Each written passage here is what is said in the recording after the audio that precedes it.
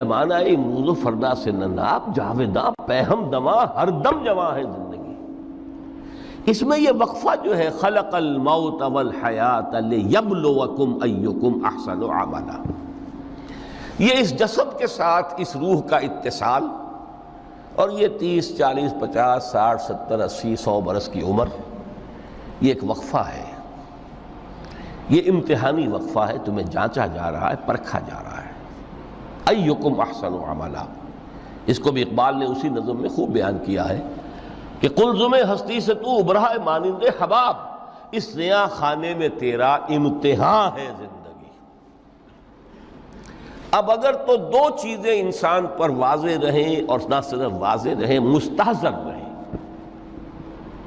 واضح تو ہو جاتی ہے ایک چیز، پھر آدمی بھول جاتا ہے، تو کوئی فائدہ نہیں دیتا اس کے۔ مستحضر ایک یہ کہ اصل زندگی آخرت کی زندگی ہے، طویل ہے۔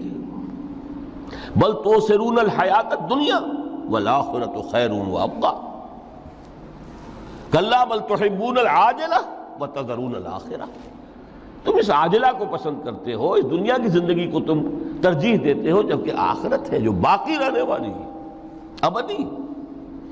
اگر تو یہ معلوم ہو، جیسا کہ سورہ عنکبوت کی آیت کے حوالے سے میں نے آپ کو آیت سنائی کہ وما هذه الحیات الدنیا الا لہو ولعب وان الدار الاخرۃ لہی الحیوان لو کانوا یعلمون، اصل زندگی جو ہے وہ آخرت کی زندگی ہے، کاش کہ انہیں معلوم ہوتا۔ ایک حقیقت تو یہ معلوم ہو اور مستحضر رہے کہ اصل زندگی آخرت کی زندگی ہے، اور دوسری حقیقت یہ کہ یہ دنیا کی زندگی ایک امتحانی وقفہ ہے۔ قلزم ہستی سے تو ابھرا ہے مانند حباب، اس نیا خانے میں تیرا امتحان ہے زندگی۔ یہ مستحضر رہے تو اس کا نتیجہ کیا نکلے گا؟ انسان دنیا پرست نہیں بنے گا۔ متاع ہے دنیا، برتنے کی چیز ہے۔ وما هذه الحیات الدنیا الا متاع، برتنے کی چیز ہے، برتو اسے۔ اب میں یہاں آپ کو کچھ حدیثیں بھی سنا دینا چاہتا ہوں۔ ایک حدیث میں حضور نے عجیب نقشہ کھینچا ہے، مالی ولی دنیا، لوگوں مجھے تمہاری اس دنیا سے کیا سروکار؟ انما مثلی کراکب استظل تحت شجرۃ ثم راح فترکھا، میری مثال تو اس سوار کسی ہے جو تھوڑی دیر کے لیے کسی درخت کے سائے میں سستانے کے لیے رک جاتا ہے۔ وہ اس درخت کو اپنی منزل نہیں سمجھتا، اپنا گھر نہیں سمجھتا، تھوڑی دیر کا سستانا ہے، پھر وہ اس درخت کو چھو خیر بات کہتا ہے، اپنا راستہ لیتا ہے، اپنی منزل کی طرف رواں ہو جاتا ہے۔ بس اتنا تعلق، منزل یاد رہے۔ چنانچہ ایک دوسری بڑی پیاری حدیث ہے، بہت مختصر بھی ہے، انما الدنیا خلقت لکم وانتم خلقتم للآخرہ، دیکھو یہ دنیا تمہارے لیے بنائی گئی ہے۔ خلق لکم ما فی السماوات و ما فی الارض، قرآن مجید کہتا ہے۔ اس لیے میں نے کہا تھا خلافت ہمیں دینی تھی تو سب کچھ ہمارے لیے بنایا گیا نا، یہ محفل سجائی گئی ہے ہمارے لیے، یہ سب ہمارے لیے بنایا گیا ہے، پورے عالم کو مسخر کیا گیا ہمارے لیے۔ سخر لکم، سورج بھی چاند بھی ہر چیز تمہارے لیے مسخر کی گئی ہے۔ انما الدنیا خلقت لکم وانتم خلقتم للآخرہ، لیکن تمہاری تخلیق ہوئی ہے، تمہیں بنایا گیا ہے، تمہیں پیدا کیا آخرت کے لیے۔ یہ منزل یاد رہے، میرا ٹھکانہ وہ ہے، میرا گھر وہ ہے، میری منزل وہ ہے، یہ راہ گزر ہے، یہ سفر ہے، یہ ایک وقفہ ہے، امتحانی وقفہ ہے۔ خلق الموت والحیات لیبلوکم ایکم احسن عملا۔ لیکن اب تیسری حدیث سنیے، اور یہ ہے وہ کہ جو اس دنیا کو، جو میں نے شروع میں کہا تھا، بڑی ٹھوس حقیقت ہے، یہ اللہ کی تخلیق ہے، سنجیدہ تخلیق ہے، ہم نے کوئی کھیل کود کے لیے تو نہیں بنایا ہے۔ ربنا ما خلقت ھذا باطلا، حضور فرماتے ہیں الدنیا مزرعۃ الآخرہ، دنیا آخرت کی کھیتی ہے، یہاں بو گے تو وہاں کاٹو گے، یہاں بوؤ گے نہیں تو کاٹو گے کیا خاک؟ اس اعتبار سے غور کیجئے، یہ دنیا اور حیات دنیاوی کا ایک ایک لمحہ ایک بڑی عظیم حقیقت بن کر سامنے آتا ہے۔ ہماری حیات دنیاوی کا ایک ایک لمحہ ابدی ہے پوٹینشلی، کیوں کہ اس میں جو کچھ ہم کما رہے ہیں اس کے نتائج ابدی زندگی پر پھیلے ہوئے ملیں گے۔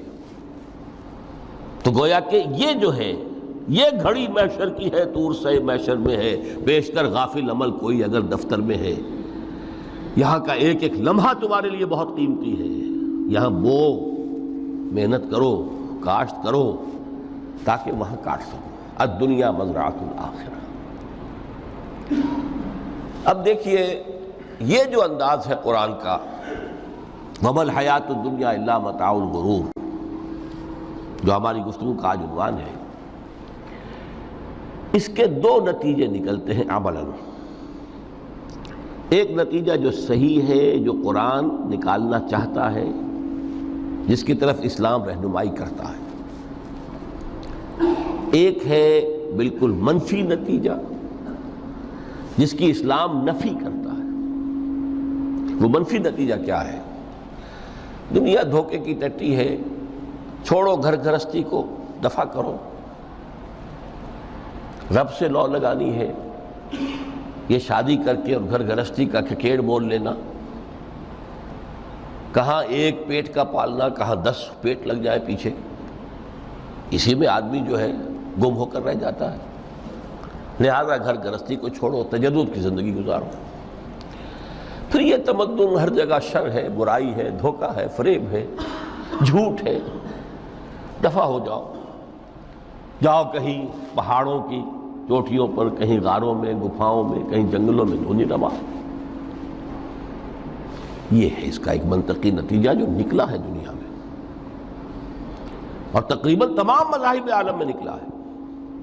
رہبانیت جس کی جس شد و بد کے ساتھ نفی کی ہے محمد رسول اللہ صلی اللہ علیہ وسلم، لا رہبانیت فی الاسلام، اسلام میں کوئی رہبانیت نہیں، نفی ہے، مکمل نفی، لا رہبانیت فی الاسلام۔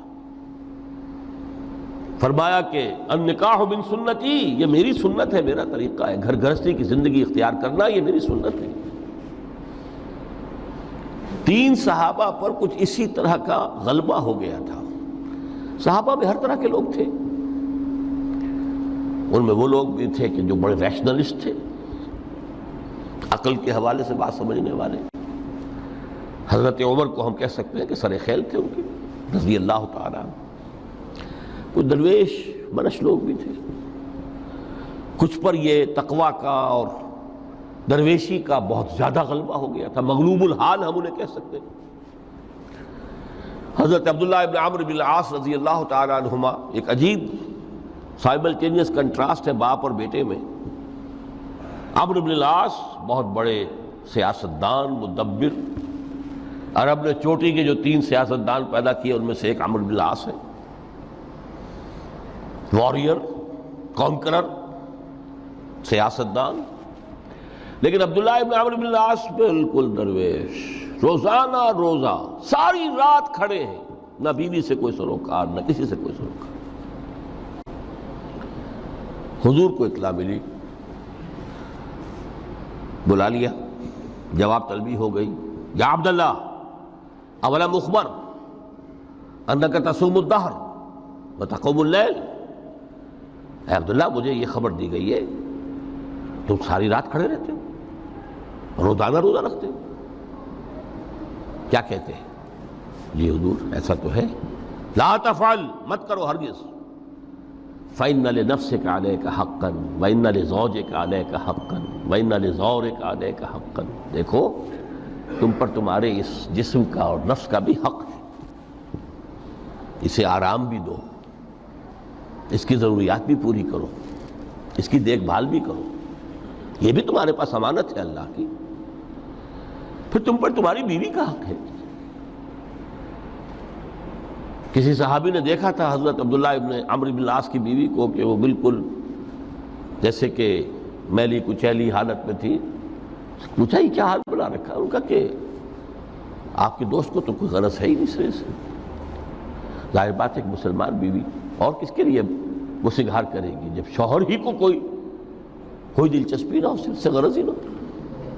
لا تفعل،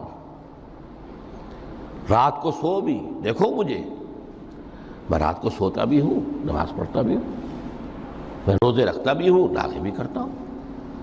دیکھو زیادہ سے زیادہ ہفتے میں دو دن روزے رکھ لیا کرو کہ حضور مجھے اور تھوڑی سی اجازت، اچھا ایک دن ناغا ایک دن روزہ، صوم داؤد، اس سے آگے کی اجازت نہیں۔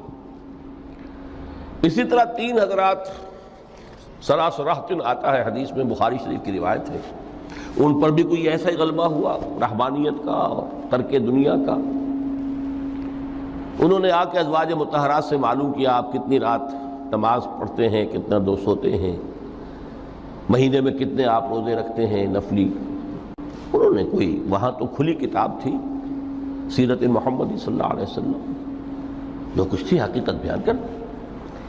اب دیکھیے ایک عجیب ذہنیت، انہوں نے دیکھا کہ یہ تو کم ہے، ان کے اندازے کے اعتبار سے تو بہت کم ہے، لیکن یہ کہ اپنے آپ کو ذرا تسلی، حضور کی تو کوئی ضرورت نہیں ہے، آپ تو معصوم ہیں، آپ کے سے کوئی گناہ نہیں ہوا، کوئی خطا نہیں ہوئی، آپ کے لیے تو یہ اتنی عبادت ہمارے لیے تو کافی نہیں ہے، ہم تو گناہ گار ہیں۔ ایک نے عہد کیا کہ میں کبھی نہیں سوؤں گا، رات بھر کھڑا رہوں گا۔ دوسرے نے کہا کبھی ناغا نہیں کروں گا، ہر روز روزہ رکھوں گا۔ تیسرے نے کہا میں شادی بیاہ کے کھکیڑ میں پڑوں گا نہیں۔ حضور کو اطلاع مل گئی، طلب فرمایا، ڈانٹا آپ نے، آپ لوگوں نے یہ کہا ہے؟ جی ہاں ہم نے کہا تو ہے۔ واللہ، خدا کی قسم، میں تم میں سب سے بڑھ کر متقی ہوں، لیکن میں رات کو سوتا بھی ہوں اور نماز بھی پڑھتا ہوں، روزے رکھتا بھی ہوں، ناغے بھی کرتا ہوں، میری گھر گرستی کی زندگی ہے، میری بیویاں ہیں۔ من رغب عن سنتی فلیس منی، یہ ٹکڑا جو جوڑ دیا جاتا ہے نکاح کے خطبے میں اس حدیث کے ٹکڑے کے ساتھ، یہ 2 علیحدہ حدیث ہے بالکل، النکاح من سنتی، اور یہ ٹکڑا اس طویل حدیث کا ہے، من رغب عن سنتی فلیس منی، جو میری سنت کو پسند نہیں کرتا پھر اس کا مجھ سے کوئی تعلق نہیں۔ یہ تو میں نے احادیث کے حوالے سے آپ کو وہ جو منفی طرز عمل، گریز، دنیا سے تعلق منقطع کرنا، پسپائی، گریز، فرار، اور اس کا نتیجہ کیا نکلتا ہے کہ دنیا پھر شریروں کے لیے رہ گئی، کھیلیں کودیں عیش کریں۔ جو سلیم الفطرت نیک لوگ تھے وہ تو گئے، لہذا ان کو اب کوئی روک ٹوک کرنے والا ہی نہیں، کوئی پوچھنے تاشنے والا نہیں، ظالم جو چاہے ظلم کریں اور جس طرح چاہیں شریر جو ہے شرارتیں کریں۔ قرآن مجید میں سورہ حدید اس اعتبار سے نہایت عظیم صورت ہے، نہایت عظیم صورت ہے کہ وہاں یہ آیت بھی بہت ہی شاندار انداز میں آئی ہے، متاع الغرور والی، خاصی طویل آیت بن کر آئی ہے، اور جیسا کہ میں نے عرض کیا 4 جگہ تو حیات دنیاوی کو کہا گیا ہے صرف لہو و لعب یا لعب و لہو،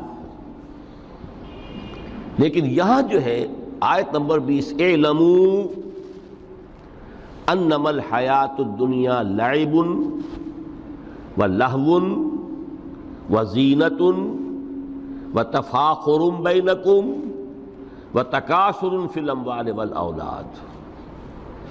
5 الفاظ کے حوالے سے اس حیات دنیاوی کے کچھ حقائق بیان کیے گئے، عام طور پر سرسری طور پر لوگ گزر گئے ہیں۔ محاورتاً جب بھی آتا ہے معاملہ لہو و لعب، لعب و لہو، وہ تو 4 جگہ ہے، یہاں 3 الفاظ مزید آئے ہیں، اور ترکیب کیا؟ پہلے لعب ہے پھر لہو ہے۔ سورہ عنکبوت میں لہو و لعب یہ در حقیقت ایک طرح سے محاورے کی شکل اختیار کر گیا، تماشا اور کھیل، لیکن نہیں، یہاں ترتیب کچھ اور ہے۔ اس پر اگر آپ غور کریں گے تو یہ ایک عجیب سا نقشہ سامنے آتا ہے، حیات دنیاوی کے 5 ادوار، جن میں سے ہر دور میں ایک شے انتہائی اہم ہوتی ہے، توجہ کا مرکز بنی ہوتی ہے۔ ابتدائی دور ہے، بالکل بچہ بھی ہے، کھیل، بس لعب، اس کے سوا اسے کوئی زندگی سے سروکار ہی نہیں، زندگی کے تلخ حقائق ابھی اسے معلوم نہیں، بھوک لگی تو رو پڑے، ماں نے دودھ پلانا ہے، کھلانا ہے، ان سے تو کچھ نہیں کرنا اس نے، وہ لعب، کھیل۔ لیکن تھوڑا سا آگے چلتے ہیں ٹین ایجر سٹیج میں جب داخل ہوتا ہے آدمی تو اب وہ نرا کھیل، معصومانہ کھیل نہیں رہتا، اس میں تلذذ، سینشول گریٹیفیکیشن کا عنصر شامل ہو جاتا ہے۔ اب اس نے کہا لہو، اعلموا انما الحیات الدنیا لعب و لہو۔ ذرا آگے بڑھیے تو انسان پر سب سے زیادہ دھن سوار ہو جاتی ہے، بناؤ سنگھار، میرا لباس فیشن کے مطابق ہو، کہیں ایسا نہ ہو مذاق اڑے۔ اپنے لباس کے بارے میں بہت کانشیس ہوگا، اپنے ہیئر کٹ کے بارے میں بہت کانشیس ہوگا، ہر چیز کے بارے میں بہت کانشیس۔ زینت، بناؤ سنگھار، آرائش، زیبائش۔ اس سے ذرا آگے گئے، تکاثر فی الاموال والاولاد، تفاخر بینکم۔ یہ سمجھیے کہ تقریباً 30 برس کی عمر جب انسان کی ہوتی ہے، اب فخر، تفاخر، یا دولت پر فخر ہوگا، یا نسب پر فخر ہوگا، یا اپنی کسی سیاسی حیثیت پر فخر ہوگا، اپنی چودراہٹ پر فخر ہوگا۔ تفاخر بینکم، جس میں جان میں چونکہ توانائی ہوتی ہے، قوت ہوتی ہے، لیکن اس کے بعد جب عمر ڈھلی بڑا ریئلسٹک ہو جاتا ہے انسان۔ پھر یہ جو چوتھی سٹیج تھی، اس میں تو یہ کہ مونچھ نیچی نہ ہو، چاہے سب کچھ میں اپنا خرچ کر دوں، داؤ پہ لگا دوں، لیکن مونچھ نیچی نہیں ہوگی۔ آخری سٹیج وہ ہوتی ہے کہ پھر ہوکا لگ جاتا ہے آدمی کو، تکاثر فی الاموال والاولاد، مال اور اولاد کی کثرت کثرت کثرت۔ اب یہ ہوتا ہے کہ مونچھ نیچی کیا، مونڈ بھی دی جائے تو کوئی حرج نہیں، مال آنا چاہیے، ویری ریئلسٹک۔ اور اسی حال میں انسان ہوتا ہے۔ آخری پارے کی صورت نے پھر اس میں ایڈ کر کے اس کے اوپر مہر لگا دی، الہاکم التکاثر حتی زرتم المقابر۔ یہ تکاثر جو ہے پیچھا نہیں چھوڑتا۔ اتنی دولت بھی ہے کہ آپ کی 10 نسلیں کھا سکے اطمینان سے بیٹھ کر، تب بھی صبر نہیں ہوتا۔ بڑے میاں کی ٹانگیں جو ہیں وہ قبر میں لٹکی ہوئی ہیں، لیکن تکاثر جو ہے، تکاثر مال، وہ پیچھا نہیں چھوڑتا۔ حتی زرتم المقابر، یہاں تک کہ قبروں تک جا پہنچے، قبر میں اتار دیا جائے، جب تک ٹانگیں صرف لٹکی ہوئی ہیں اس وقت تک نہیں۔ اس کے بعد تشبیہ دی ہے کہ یہ حیات دنیاوی کا جو ایک سائیکل ہے، اعلموا انما الحیات الدنیا لعب و لہو و زینت و تفاخر بینکم و تکاثر فی الاموال والاولاد۔ اب اس کو کمپیئر کیا ہے پلانٹ کنگڈم میں جو سائیکل چل رہا ہے۔ یہ ہمارا سائیکل ہے 60-70 برس کا، بچہ پیدا ہوا، خوشیاں منائی گئیں، پھر وہ لڑکپن سے، پھر ٹین ایجر سٹیج سے، پھر جوانی ہے، پھر ادھیڑ عمر ہے، اور پھر بڑھاپا ہے، اور پھر قبر میں اتارا جانا ہے۔ لیکن یہ کہ پلانٹ کنگڈم میں سائیکل چلتی ہے، کمثل غیث اعجب الکفار نباتہ ثم یہیج فتراہ مصفرا ثم یکون حطاما۔ یہ 4 سٹیج ہیں۔ جیسے بارش برستی ہے تو سبزہ نمودار ہوتا ہے، اور کاشتکار کو بڑا اچھا لگتا ہے، اس نے بیج بویا تھا، اس نے محنت کی تھی، اس نے ہل چلایا تھا، اعجب الکفار نباتہ، اس کو بہت اچھا لگتا ہے، دل باغ باغ ہو جاتا ہے۔ جیسے آپ کے ہاں بیٹا ہوا، پوتا ہوا، خوشیاں مناتے ہیں آپ۔ کمثل غیث اعجب الکفار نباتہ ثم یہیج، پھر وہ فصل اپنی پوری قوت کو پہنچتی، فصل لہرا رہی ہے، فتراہ مصفرا، پھر وہ زرد ہو جاتی ہے، وہ ہریاول اب ختم ہوئی، اب فصل پک گئی ہے، اب وہ زردی پر آ گئی ہے۔ ثم یکون حطاما، پھر وقت آتا ہے، اگر وہ خضرو گھاس ہے تو پھر وہ چورا چورا ہو کر پھر وہ مٹی میں مل جاتی ہے، اور اگر فصل ہے تو کھیتی کٹ گئی، اس کے بعد کیا رہ گیا وہاں، وہ چورا ہی رہ جاتا ہے باقی۔ یہ لائف کا سائیکل چل رہا ہے، 3 مہینے کا ہو، 4 مہینے کا ہو، یہ ہے پلانٹ کنگڈم کا، وہ ہے سائیکل انسانی زندگی کا۔ اب فرمائی ٹیپ کی بات جو ہے، وَفِي الْآخِرَةِ عَذَابٌ شَدِيدٌ وَمَغْفِرَةٌ مِّنَ اللَّهِ وَرِضْوَانٌ۔ دیکھو دنیا کی زندگی تو ان سٹیجز سے ہو کر گزری جانی ہے. جو پیدا ہوا ہے اس پر بڑھاپا بھی آئے گا، موت بھی آئے گی. کل نفس ذائقۃ الموت جو سورہ آل عمران کی 185ویں آیت کا پہلا جملہ تھا. ہر انسان کو جو پیدا ہوا موت آنی ہے. اب یہ ہے کہ وہ کہیں آپ نے محل میں گزار لی زندگی، کسی کٹیا میں گزار لی زندگی، کسی کی فٹ پاتھ پر گزر گئی زندگی. زندگی گزر جاتی ہے، گزرتی ہے، اور ان 5 سٹیجز میں سے ہو کر گزرتی ہے. آپ گندی گلیوں میں بچوں کو کھیلتے ہوئے دیکھتے ہیں، وہ بھی کھیل رہے ہوتے ہیں. نالیوں کے پانی کے اندر کھیل رہے ہوتے ہیں، ان کا بھی کھیل ہے. گندے جوہڑ میں کھیل رہے ہوتے ہیں. وہ تو ہے زندگی کی وہ سٹیج جو ہے کھیل کی ہے. کسی کے پاس بڑے قیمتی کھلونے ہیں، ان سے کھیل رہا ہے، کوئی اس طرح گلی ڈنڈا کھیل رہا ہے یا کچھ اور کھیل رہا ہے. لیکن وہ 5 سٹیجز تو آئیں گی. اعلموا انما الحیات الدنیا لعب ولہو وزینۃ وتفاخر بینکم وتکاثر فی الاموال والاولاد کمثل غیث اعجب الکفار نباتہ ثم یہیج فتراہ مصفرا ثم یکون حطاما وفی الآخرۃ عذاب شدید ومغفرۃ من اللہ ورضوان. آخرت میں جا کر یہ بائیفرکیشن ہو جانی ہے، یا تو شدید عذاب اور یا اللہ کی مغفرت اور رضا. Now the choice is yours. اما شاکرا و اما کفورا. فیصلہ تم خود کر لو. وما الحیات الدنیا الا متاع الغرور. یہاں بھی آخری الفاظ وہ ہے کہ دنیا کی زندگی دھوکے کے سوا کچھ نہیں. کیوں؟ اگر تو دنیا کی زندگی میں گم ہو گئے، جیسے کہ اقبال نے کہا ہے کہ کافر کی یہ پہچان کے آفاق میں گم ہے، اور مومن کی یہ پہچان کہ گم اس میں ہے آفاق. دنیا میں رہو، طالب دنیا نہ بنو، طالب عقبہ، طالب آخرہ. دنیا میں رہو، برتو، استعمال کرو، تمہارے لیے پیدا کیا گیا بھائی، برتو. متاع ہے، برتنے کی شے ہے. ہاں حلال اور حرام کی پابندیاں سامنے رکھو، باقی برتو. مطلوب یہ نہ ہو، مقصود یہ نہ ہو، مطلوب آخرہ ہو. انما الدنیا خلقت لکم وانتم خلقتم للآخرہ. منزل وہ رہے، مستحضر رہے، سامنے رہے کہ میں تو اجنبی ہوں، یہاں یہ میرا وطن نہیں ہے. الدنیا سجن المومن و جنت الکافر. جیسے کسی پرندے کو کسی پنجرے میں بند کر دیا گیا ہو، اس طرح ہمیں اس دنیا میں بھیج دیا گیا. اللہ کی مرضی ہے، اس نے بھیجا ہے. جب تک وہ چاہتا ہم رہیں گے یہاں، لیکن ہمارا دل یہاں نہیں لگے گا. بازار سے گزرا ہوں، خریدار نہیں ہوں. طالب دنیا نہ ہو تب تو یہ کوئی دھوکے کا سودا نہیں، وطن نہیں، بالکل نہیں. حضور نے خود فرمایا مجھے تمہاری اس دنیا میں سے فلاں فلاں چیزیں بہت پسند ہیں، اور کس قدر ریئلسٹک ہیں.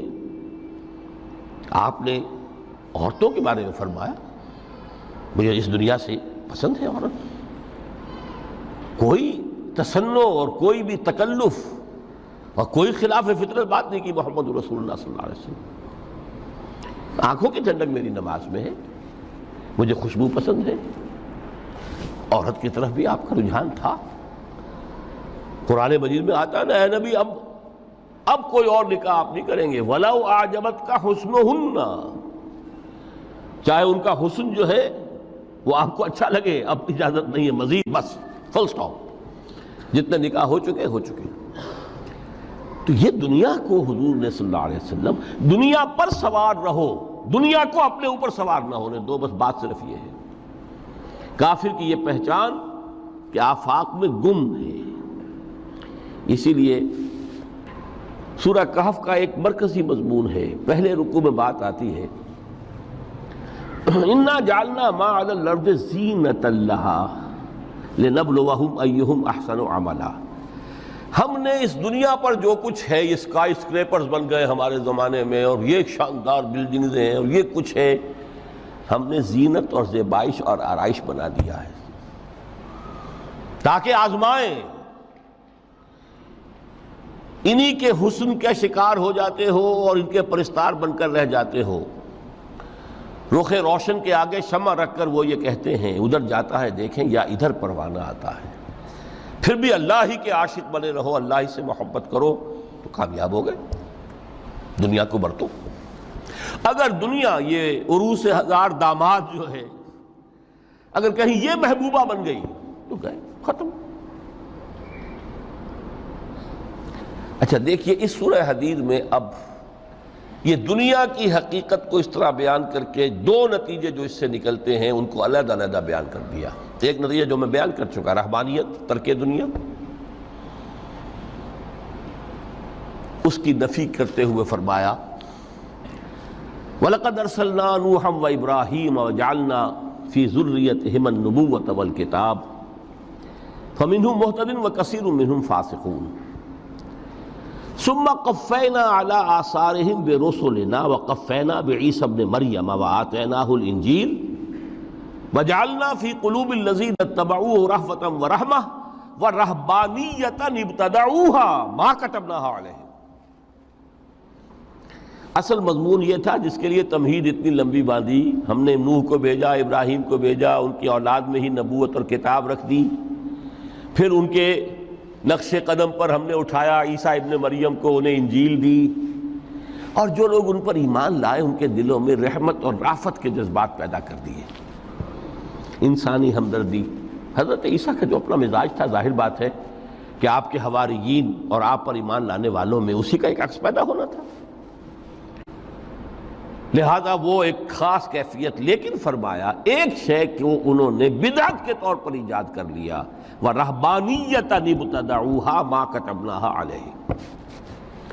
رہبانیت کی انہوں نے بدعت ایجاد کر لی، یہ انہوں نے کی ہے، ہم نے یہ ان پر فرض نہیں کی تھی۔ یہ ہے وہ منفی نتیجہ، گریز، خانقاہوں میں جا کر بیٹھ جاؤ، موناسٹسزم، تجرد کی زندگی گزارو، نتیجہ اس کا کیا نکلتا ہے کہ بظاہر راہب اور راہبائیں رہ رہی ہیں اور رہ رہے ہیں، اور اندر جو حرام کاری کے بازار چل رہے ہیں، اور تہخانوں کے اندر حرامی بچوں کی قبروں کے قبرستان بنے ہوئے۔ ہسٹری آف کرسچین موناسٹسزم پر کتابیں پڑھ لیجیے، خود انہوں نے اپنے سارے جو ہیں بخیے ادھیڑ کر خود رکھ دیے۔ یہ رہبانیت، یہ اسلام کا راستہ نہیں ہے۔ احادیث کے حوالے سے میں آپ کے سامنے پہلے بیان کر چکا ہوں، میں بعد میں تھوڑا سا عرض کروں گا کہ ہمارے ہاں بھی یہ رسم کیوں آئی اور کیسے آئی۔ الحمدللہ اس درجے میں نہیں آئی جس درجے میں کہ کرسچینٹی میں آئی ہے، الحمدللہ ثم الحمدللہ، لیکن کسی درجے میں اگر آئی ہے تو کیوں آئی ہے یہ میں بعد میں عرض کروں گا۔ لیکن اس کا مل حیات الدنیا الا متاع الغرور کا دوسرا نتیجہ کیا ہے؟ پہلا نتیجہ تھا گریز کا، پسپائی کا، فرار کا، معاشرے سے نکل بھاگنے کا، تاکہ معاشرے میں اشرار کھل کھیلیں، جو چاہیں کریں۔ ایک راستہ یہ ہے، ترک دنیا کے معنی ہیں ترک لذات دنیاوی، آسائشوں کو ترک کرنا، سختیاں جھیلنا، کس لیے؟ تاکہ دنیا سے ظلم کا خاتمہ ہو، باطل کا تختہ الٹ دیا جائے، ظلم کا استیصال۔ ظاہر بات ہے ظالم آسانی سے ظلم نہیں چھوڑے گا، ایکسپلائٹر واعظ و نصیحت سے اپنے ایکسپلائٹیشن سے باز نہیں آئے گا۔ شاذ ہوتے ہیں اس طبقے کے اندر بھی یقیناً کچھ سلیم الفطرت لوگ ہوتے ہیں، جیسے طبقہ اشرافیہ سے تھے حضرت ابوبکر رضی اللہ تعالیٰ عنہ، سلیم الفطرت انسان تھے، وہ کوئی غلاموں کے طبقے سے تو نہیں تھے، کوئی فقراء کے مساکین کے طبقے میں سے نہیں تھے، اونچے طبقے میں سے تھے، عشرہ مبشرہ اکثر و بیشتر اس طبقے سے تھے۔ لیکن بائی اینڈ لارج وہ جو طبقہ ہوتا ہے، یا تو وہ اپنے جبر اور استبداد کا تخت جو ہے جما کر بیٹھا ہوا لوگوں کی گردنوں کے اوپر، پولیٹیکل ریپریشن ہے، یا اکنامک ایکسپلائٹیشن ہے،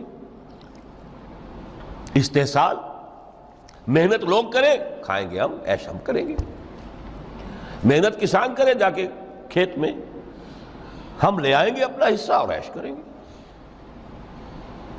یا کوئی سوشل ڈسکریمنیشن ہے، یہ اونچا ہے یہ نیچا ہے، یہ تو پیدا ہی ہوا ہے شودر، یہ اس سے نکل ہی نہیں سکتا، اور یہ پیدا ہوا برہمن، یہ تو اونچا ہے۔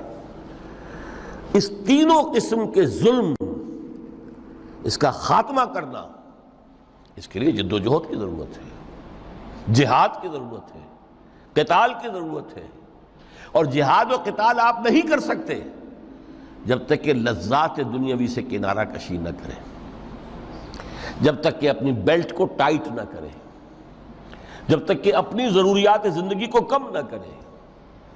ضروریات زندگی کم کریں گے تو تفریغ الاوقات ہوگا، جو تبلیغی بھائیوں کی اصطلاح ہے بہت اہم، اپنے وقت کو فارغ کر سکیں گے۔ اس وقت کو فارغ کریں گے تو پھر وہ جد و جہد، وہ محنت، وہ جہاد، اس کے لیے آپ کے پاس وقت ہوگا، اس کو آپ لگا سکیں گے۔ پھر اس میں جب سخت سے سخت منزلیں آئیں گی تو اس میں میدان میں مقابلہ بھی ہوگا، جان کی بازی بھی کھیلنی پڑے گی۔ اس میں قید و بند کا وقت بھی آ سکتا ہے۔ 3 برس تک اگر محمد عربی صلی اللہ علیہ وسلم پورے خاندان بنی ہاشم کے ساتھ بدترین اسیری سمجھ لیجئے شیب بنی ہاشم میں جو رہیں، یہاں تو اسیروں کو آپ راشن تو دیتے ہیں، کھانا تو دیتے ہیں، وہاں تو اصل جو ہے وہ تو دونوں طرف سے گھاٹی کا منہ بند کر دیا گیا تھا، سیل تھی کہ کوئی شے جو ہے وہ جانے نہ پائے اندر۔ 3 برس، جس میں کہ وہ وقت بھی آیا ہے کہ سوکھے ہوئے چمڑے ابال کر اس کا پانی جو ہے بلکتے ہوئے بچے، پھول جیسے بچے بنی ہاشم، ان کے حلق میں ٹپکایا گیا ہے، اور کچھ نہیں۔ کچھ تھے لوگ، حکیم بن حزام جیسے رضی اللہ تعالیٰ عنہ، وہ بعد میں ایمان بھی لے آئے۔ حضرت خدیجہ رضی اللہ تعالیٰ عنہ کے چونکہ وہ قریبی رشتہ دار تھے، وہ پہاڑ کو کراس کر کے چوٹی پر سے اتر کر کچھ کبھی کبھی کھانے پینے کی چیز پہنچا دیتے تھے۔ یہ سارے مراحل آئیں گے۔ یہ جو ہے یہ مثبت ہے۔ ترک دنیا وہ نہیں۔ ترک دنیا سے مراد دنیا کی لذتوں سے، دنیا کی آسائشوں سے، ان سے آدمی اپنے آپ کو پیچھے ہٹائے، ان کو چھوڑے، ان کو ترک کرے، تاکہ اپنا وقت، اپنا مال، اپنی صلاحیتیں صرف کر سکے۔ کس کام کے لیے؟ اب اس کے لیے دیکھیے آیت نمبر 25 ہے یہ سورہ حدید کی۔ لَقَدْ أَرْسَلْنَا رُسُلَنَا بِالْبَيِّنَاتِ، ہم نے اپنے رسولوں کو بھیجا واضح چیزوں کے ساتھ۔ بینہ وہ شے جو از خود ظاہر ہو۔ آفتاب آمد، دلیل آفتاب۔ جب سورج طلوع ہو گیا وہ خود اپنے وجود پر دلیل ہے، اس کے لیے کسی اور اضافی دلیل کی ضرورت نہیں ہے کہ سورج موجود ہے، وہ تو ہے، سب کو نظر آ رہا ہے۔ تو بینات سے مراد معجزے بھی ہیں، اور وہ تعلیم جو ہے بنیادی دین کی کہ جو فطرت انسانی کی جانی پہچانی ہوئی شے ہے، دونوں پر اس کا اطلاق ہو جائے گا۔ لقد ارسلنا رسلنا بالبینات وانزلنا معهم الکتاب والمیزان، اور ہم نے ان کے ساتھ کتاب اتاری، میزان اتاری۔ یہ سب کچھ کس لیے کیا؟ لیقوم الناس بالقسط، تاکہ لوگ عدل پر قائم ہوں۔ یہ ہے سول آبجیکٹو۔ یہ نہیں بس ہماری کتاب پڑھ لیا کرے، ختم قرآن ہو گیا، اللہ اللہ دعا مانگ لی، چھٹی۔ قائم کرو اس کو، وہ میزان عدل نصب کرو، ہر ایک کو وہی تل کر ملے جو اس کا حق ہے، اور ہر ایک سے وہ لیا جائے کہ جو اس کے ذمہ واجب ہے۔ اگر یہ نہیں تو بابا پھر سب کہانیاں ہیں، شریعت اور دین اور نماز اور روزہ اور حج، کوئی حیثیت ان کی نہیں۔ اچھی طرح سن لیجئے میری بات۔ قرآن مجید میں کہلوایا گیا حضور سے، قُلْ يَا أَهْلَ الْكِتَابِ لَسْتُمْ عَلَىٰ شَيْءٍ حَتَّىٰ تُقِيمُوا التَّوْرَاةَ وَالْإِنْجِيلَ وَمَا أُنزِلَ إِلَيْكُم مِّن رَّبِّكُمْ۔ اے نبی ان سے کہہ دیجئے، اے کتاب والو تمہاری کوئی حیثیت ہی نہیں، ہماری نگاہوں میں تمہارا کوئی مقام ہی نہیں، جب تک کہ تم قائم نہیں کرتے تورات کو اور انجیل کو اور جو کچھ کے نازل کیا گیا تمہاری طرف، تمہارے رب کی طرف سے۔ قائم کرو، پھر آؤ ہم سے بات کرو، ہم سے دعا کرو، ورنہ دفع ہو جاؤ۔ Nothing doing. They don't care for you. لستم علی شیء حتی تقیموا التوراۃ والانجیل وما انزل الیکم من ربکم۔ اب قانون خداوندی تو بدلتا نہیں ہے، نہ فرام پرسن ٹو پرسن، نہ فرام نیشن ٹو نیشن، نہ فرام امہ ٹو امہ، اٹل ہے۔ ولن تجد لسنت اللہ تبدیلا ولن تجد لسنت اللہ تحویلا۔ سنت اللہ تو ایک ہے۔ اب اس آیت کو ذرا پڑھیے، قُلْ يَا أَهْلَ الْقُرْآنِ لَسْتُمْ عَلَىٰ شَيْءٍ حَتَّىٰ تُقِيمُوا الْقُرْآنَ وَمَا أُنزِلَ إِلَيْكُم مِّن رَّبِّكُمْ۔ کہہ دو اے محمد کہ اے قرآن والو تمہاری کوئی حیثیت نہیں ہے ہمارے سامنے جب تک کہ تم قرآن کو قائم نہیں کرو۔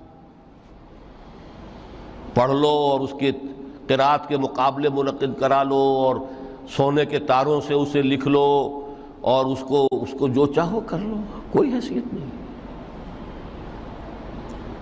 قائم کرو اس قرآن کو، اس کے نظام کو، اس کے قانون کو، جو حضرت ابوبکر نے فرمایا تھا پہلا خطبہ جو دیا ہے آپ نے بیعت خلافت کے بعد، تم میں ہر قوی میرے نزدیک ضعیف ہوگا جب تک کہ اس سے حق وصول نہ کر لوں، اور ہر ضعیف قوی ہوگا جب تک کہ اسے اس کا حق دلا نہ دوں۔ سورہ شورى میں حضور سے کہلوایا گیا قل وَأُمِرْتُ لِأَعْدِلَ بَيْنَكُمْ، مجھے یہ حکم ہوا ہے کہ میں تمہارے مابین عدل قائم کروں۔ میں واعظ بن کر نہیں آیا، میں بدھ مت کے بھکشو بنانے کے لیے نہیں آیا تمہیں۔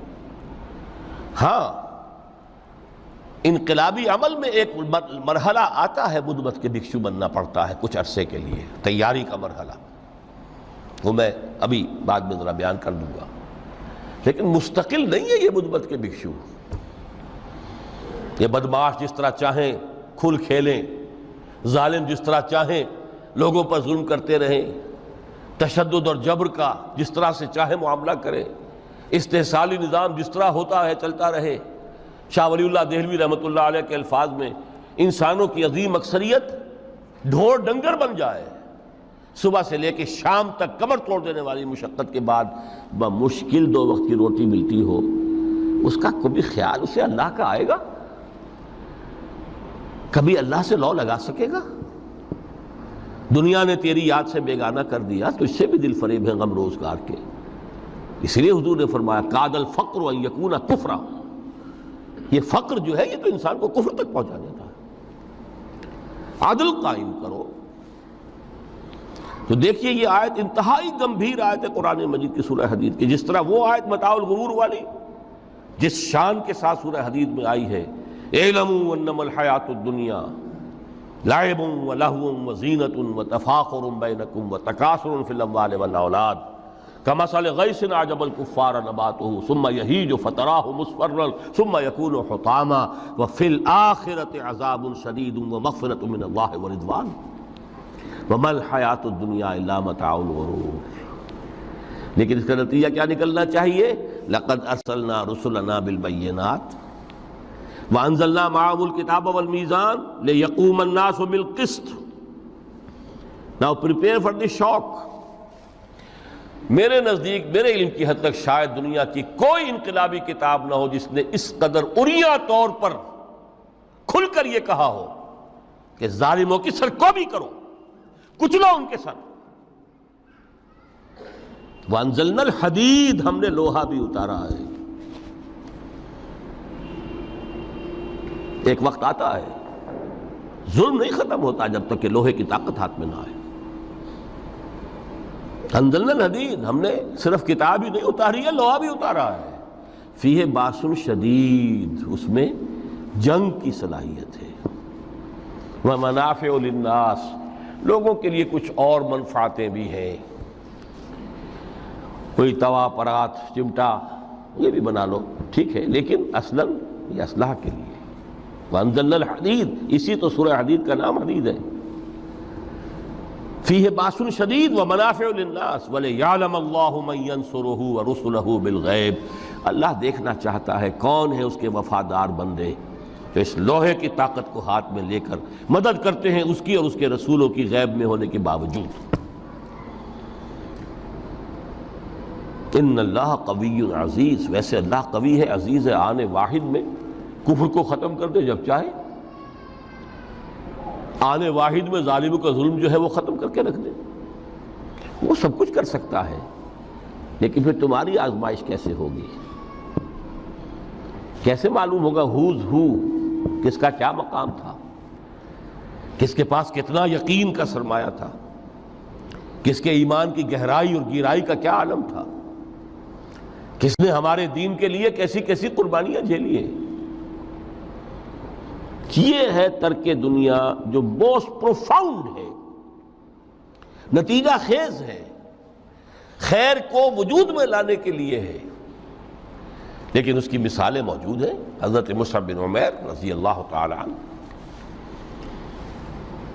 ایام جاہلیت میں کہا جاتا ہے ان کا جوڑا جو ہے شام سے تیار ہو کر آتا تھا. جیسے کبھی مشہور ہے کہ پنڈت نہرو کا بھی کپڑے سل کر آتے تھے پیرس سے. موتی لال نہرو کا بیٹا، اور موتی لال نہرو وہ تھا کہ وائس رائے کی پہلی کار آئی ہے ہندوستان میں تو دوسری کار موتی لال کی آئی. اس کا بیٹا، اس کے کپڑے پیرس سے سل کر آتے تھے.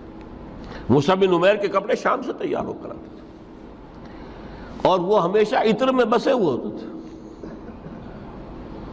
یہاں سے گزر گئے، معلوم ہوا کہ پوری گلی جو ہے وہ مہک اٹھی. معلوم ہو جائے کہ مصعب گزرا ہے یہاں سے. ایمان لائے محمد رسول اللہ پر صلی اللہ علیہ وسلم. باپ فوت ہو چکا تھا، اس کی چھوڑی ہوئی دولت تھی، ماں تھی، لیکن وہ خاندان کا نظام، چچا تھا سربراہ، وہ بدترین کافر. اس نے پہلے سمجھایا ہوگا 100 طریقے آزما کے، پھر آخری بار اس نے آزمایا کہ جس دولت کے اوپر تم عیش کر رہے ہو یہ تمہارے مشرک باپ کی دولت ہے، نکل جاؤ گھر سے. انہوں نے سمجھا تھا جیسے سورہ صافات میں آتا ہے فَأَرَادُوا بِهِ كَيْدًا فَجَعَلْنَاهُمُ الْأَسْفَلِينَ.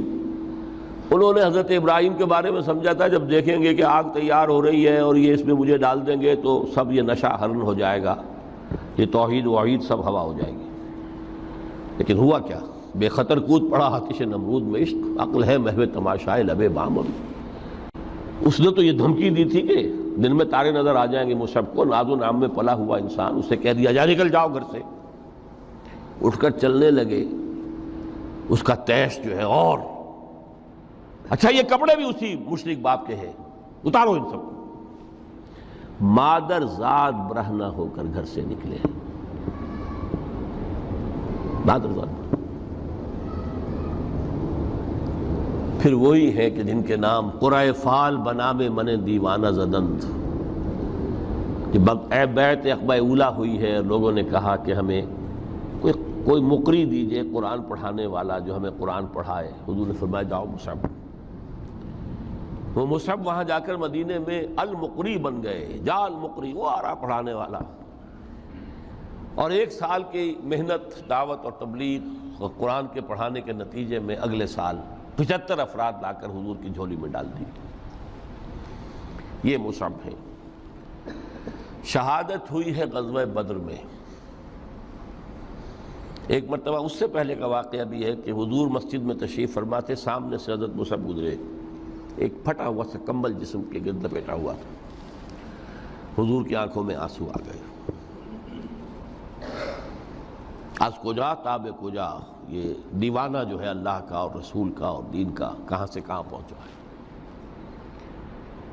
غزوہ احد میں علم ان کے ہاتھ میں ہے. جس ہاتھ میں علم ہے وار پڑا، کٹ گیا، دوسرے سے پکڑا، اس کو بھی کٹ گیا. پھر دونوں جتنے بچ گئے تھے حصے ان سے سنبھالا، پھر شہید ہو گئے. جسم پر صرف ایک چادر تھی، اوپر سے جسم ننگا تھا، صرف ستر کے لیے چادر. دفن کرنے لگے تو مسئلہ ہی پیش آ گیا کہ چونکہ شہید کے تو کفن جو ہے اس کا اپنا جو بھی لباس پہنا ہو شہادت کے وقت. حضور سے کہا گیا کہ حضور مصعب کی چادر تو اتنی چھوٹی ہے کہ سر ڈھانپتے ہیں تو پیر کھل جاتے ہیں، پیر ڈھانپتے ہیں تو سر کھل جاتے ہیں. فرمایا سر کو چادر سے ڈھانپ دو اور پیروں پر اذخر گھاس لا کر ڈال دو. یہ آخری لباس نصیب ہوا ہے.